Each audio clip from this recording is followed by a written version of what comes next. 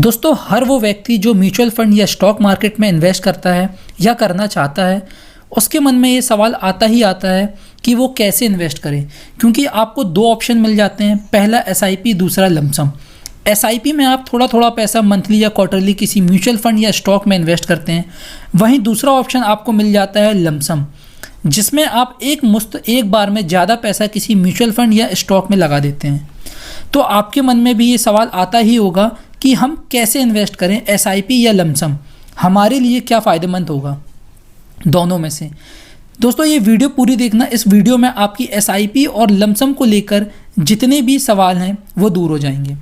सबसे पहले हम देखेंगे लमसम। दोस्तों जैसा कि आपको मैंने बताया कि लमसम यानी अपनी पूंजी को एक बार में किसी म्यूचुअल फंड या स्टॉक में इन्वेस्ट करना। अब मैं आपको बताऊंगा कि अगर आप लमसम इन्वेस्ट करते हैं तो आपको क्या फ़ायदे होंगे। दोस्तों लमसम इन्वेस्टमेंट अनुभवी लोगों के लिए सही होती है, जो एक बार में मोटी रकम लगाते हैं और मोटा फ़ायदा भी कमाते हैं। लेकिन लमसम इन्वेस्टमेंट में आपको रिस्क लेने की क्षमता को बढ़ाना भी ज़रूरी होता है, जो नए लोग नहीं कर सकते। इसलिए लमसम इन्वेस्टमेंट अनुभवी लोगों के लिए ज़्यादा फ़ायदेमंद है। लमसम इन्वेस्टमेंट के द्वारा लाभ कमाने की संभावना तब और अधिक हो जाती है जब बाजार अस्थिर बुरे दौर से गुजरा हो और एक बार फिर ऊपर चढ़ने की तैयारी में हो।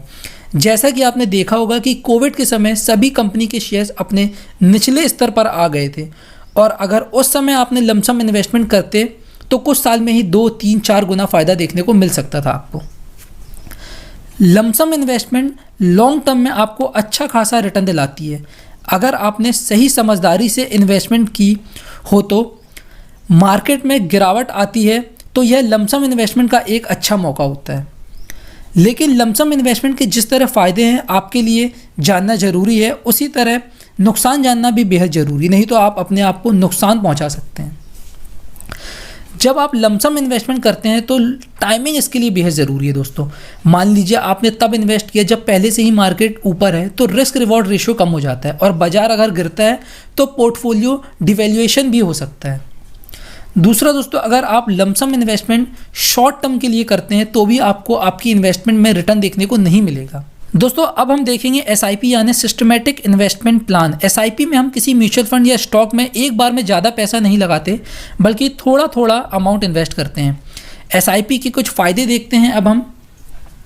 एसआईपी नए इन्वेस्टरों के लिए एक अच्छी शुरुआत हो सकती है, क्योंकि वे इसमें छोटे अमाउंट के साथ निवेश की दुनिया से जुड़ सकते हैं। यह नौकरी पेशा लोगों के लिए भी उपयोगी हो सकती है, क्योंकि इसमें उनमें लंबे समय तक नियमित बचत की आदत भी विकसित होती है।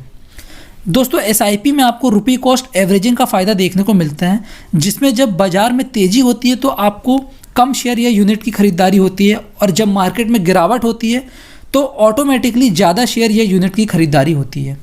यानी कि लंबी अवधि में रुपी कॉस्ट एवरेजिंग के माध्यम से आपकी खरीदारी सामान्य हो जाती है। एसआईपी में आप अपने मौजूदा वित्तीय संसाधनों और अन्य दायित्वों पर विचार करने के बाद निवेश की योजना बना सकते हैं। अब हम दोस्तों एसआईपी के कुछ नुकसान देखते हैं। एसआईपी के कारण निवेशक कई बार बाजार में उपलब्ध अच्छे अवसरों से चूक जाते हैं। एसआईपी में निवेश अक्सर एक पूर्व निर्धारित तारीख पर किया जाता है, इसलिए बाजार के उतार चढ़ाव के दौरान निवेश कर पाना मुश्किल होता है। ऐसे में इन्वेस्टर्स ऐसी परिस्थितियों का फ़ायदा नहीं उठा पाते हैं। एसआईपी उन निवेशकों के लिए सही जरिया नहीं हो सकता जिनकी नियमित आय नहीं है। कई बार समय के साथ साथ निवेशक का मन बदल जाता है और वह एसआईपी में निवेश करना छोड़ देते हैं। दूसरी प्रॉब्लम यह है कि कई बार निवेशक इसमें ज़्यादा पैसा नहीं डालते, यानी आपकी एसआईपी बहुत ही छोटी एसआईपी होती है। ऐसे में आपको मनचाहा रिटर्न नहीं मिल सकता है। चलिए दोस्तों अब देखते हैं कि एसआईपी और लमसम दोनों में से आपके लिए क्या फ़ायदेमंद है। तो दोस्तों शेयर बाज़ार बहुत तेज़ी से बदलता रहता है, और आप यहाँ से तभी लाभ उठा पाएंगे जब आप बाज़ार के अनुसार अपनी चाल बदलते रहें और परिस्थितियों का लाभ उठा सकें। चलिए दोस्तों अब उदाहरण की मदद से यह जानने की कोशिश करते हैं कि आप लमसम या एसआईपी कौन सी तकनीक का उपयोग करके ज़्यादा लाभ कमा सकते हैं।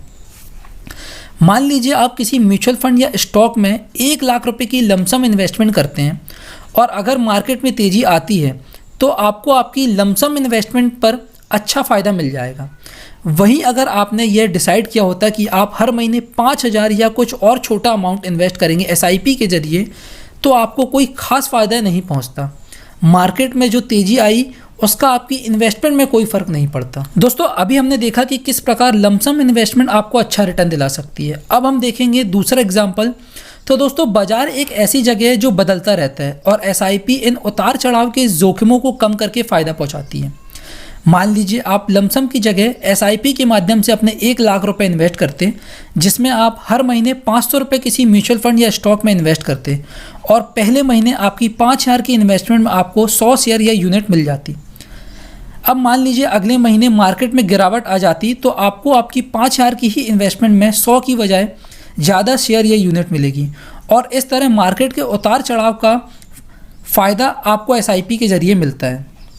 तो दोस्तों आई होप कि आप समझ गए होंगे 100 बात की एक बात, दोनों एसआईपी और लमसम दोनों के अपने फ़ायदे और नुकसान भी हैं। दोस्तों बढ़ते बाजार में लमसम इन्वेस्टमेंट आपके लिए फ़ायदेमंद है और वही जब मार्केट गिरता है तो एसआईपी आपके लिए बेहतरीन साबित हो सकती है। इन दोनों में एक बात सामान्य है, वह यह है कि आपको दोनों में ही लंबे समय तक इनसे जुड़े रहना पड़ेगा। दोस्तों आई होप अब आप समझ गए होंगे कि आपको एसआईपी में इन्वेस्टमेंट करनी है या लमसम। मैंने आपको दोनों के ही फ़ायदे और नुकसान बताए हैं। अब आपको खुद यह समझना होगा कि आप किस प्रकार के इन्वेस्टर हैं और आपके लिए क्या अच्छा होगा दोनों में से। अगर आप बिगनर हैं, आपको ज़्यादा समझ नहीं है मार्केट की, आप ज़्यादा रिस्क नहीं लेना चाहते, तो आपके लिए एसआईपी एक सेफ़ तरीका हो सकता है।